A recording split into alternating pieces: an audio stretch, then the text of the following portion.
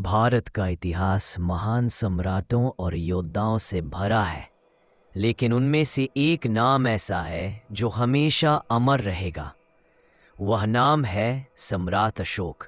अशोक सम्राट बिंदुसार का पुत्र था।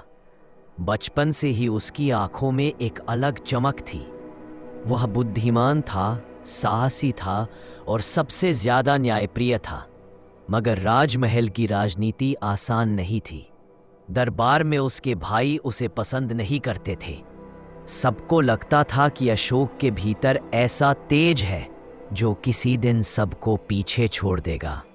एक दिन सम्राट बिंदुसार ने अशोक से कहा, अशोक, तेरे भीतर शक्ति है, तेरे भीतर साम्राज्य संभालने की क्षमता है, लेकिन याद रख, गद्दी सिर्फ ताकत से नहीं चलती, राजनीति और धैर्य भी चाहिए। अशोक ने उत्तर दिया, पिताजी, मेरे लिए सबसे बड़ी राजनीति न्याय है। अन्याय और छल को मैं कभी सहन नहीं करूंगा। और सचमुच जैसे जैसे समय बीता, अशोक ने अपनी वीरता से सबको चौंका दिया। वह युद्ध भूमि का शेर था। जहां बाकी राजकुमार पीछे हटते, वहां अशोक तलवार उठाकर सबसे आगे खड़ा होता। उसकी विजय की कहानियां दूर दूर तक फैल गईं। प्रजा उसे चंड अशोक कहने लगी, क्योंकि वह कठोर था, निर्दयी था और अपने दुश्मनों को रत्ती भर भी नहीं छोड़ता था। समय बीता, बिंदुसार की मृत्यु हुई और लंबे संघर्ष के बाद अशोक मौर्य साम्राज्य का सम्राट बना। सिंहासन पर बैठते ही उसका हृदय और कठोर हो गया। उसने सोचा, शक्ति ही सब कुछ है, जिसके पास सामर्थ्य है वही सच्चा शासक है। और इसी सोच के साथ उसने युद्धों का सिलसिला शुरू किया।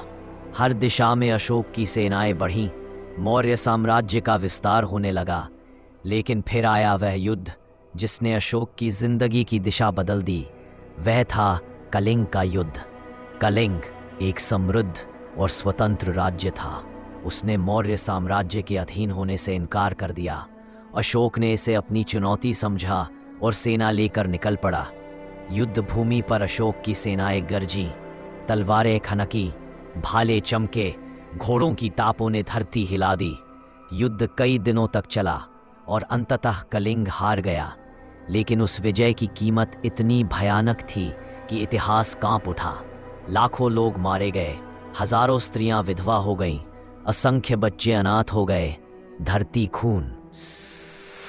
अशोक विजय तो पा चुका था, लेकिन जब उसने युद्ध भूमि देखी तो उसकी आत्मा भीतर से कांप उठी। उसने चारों ओर देखा, लाशों का अंबार था, औरतों की चीखें गूंज रही थीं, बच्चे रोते हुए अपनी मां को पुकार रहे थे। एक विधवा औरत ने रोते हुए कहा, सम्राट, आपने हमसे सब छीन लिया। हमारे पति चले गए, हमारे बच्चे चले गए, अब हमारे जीवन में क्या बचा है। एक छोटा बच्चा चीख रहा था, माँ माँ, कहाँ हो माँ। अशोक की आंखें भर आई। वह चुपचाप खड़ा रह गया।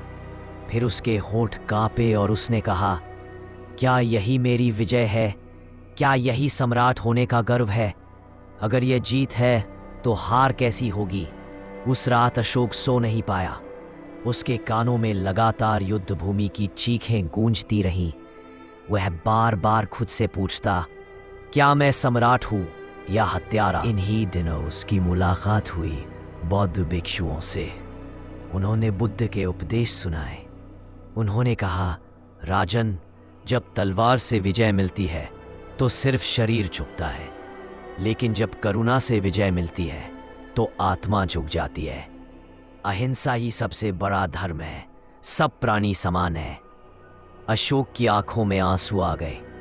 उसने हाथ जोड़कर कहा, मुझे मार्ग दिखाइए, मुझे शांति चाहिए, मुझे इस पाप से मुक्ति चाहिए। भिक्षु ने उत्तर दिया, राजन, बुद्ध का मार्ग अपनाओ, करुणा को अपनाओ, यही सच्चा धर्म है। अगली सुबह अशोक ने संकल्प लिया। उसने कहा, आज से मैं तलवार से नहीं, धर्म से राज करूंगा। अब कोई युद्ध नहीं होगा, अब कोई अनाथ नहीं होगा, अब कोई विधवा नहीं होगी। मैं सम्राट नहीं, मैं प्रजा का पिता हूं। उस दिन से अशोक बदल गया। वह चंड अशोक से धर्म अशोक बन गया। उसने जगह जगह शिलालेख और स्तंभ बनवाए जिन पर लिखा था, धर्म ही सच्ची विजय है, करुणा ही सबसे बड़ा धर्म है, सब प्राणी समान है। उसने भिक्षुओं को दूर दूर देशों में भेजा, श्रीलंका, नेपाल, तिब्बत, अफगानिस्तान तक, ताकि पूरी दुनिया को यह संदेश, अशोक का साम्राज्य अब सिर्फ भूमि का नहीं रहा, यह साम्राज्य दिलों का बन गया। वृद्धावस्था में अशोक ने कहा, आज मेरे पास विशाल साम्राज्य नहीं है, पर मेरे पास शांति है, मेरे पास करुणा है, और यही मेरी सच्ची विजय है। और इस तरह वह सम्राट जिसने तलवार से दुनिया जीती, उसने करुणा और धर्म से अमरता पाई। आज भी जब हम भारत का राष्ट्रीय प्रतीक देखते हैं, अशोक स्तंभ पर खड़े शेर, तो हमें याद आता है कि ये वही सम्राट अशोक है जिसने सिखाया, सच्चा सम्राट वही है जो प्रेम और धर्म से राज करे।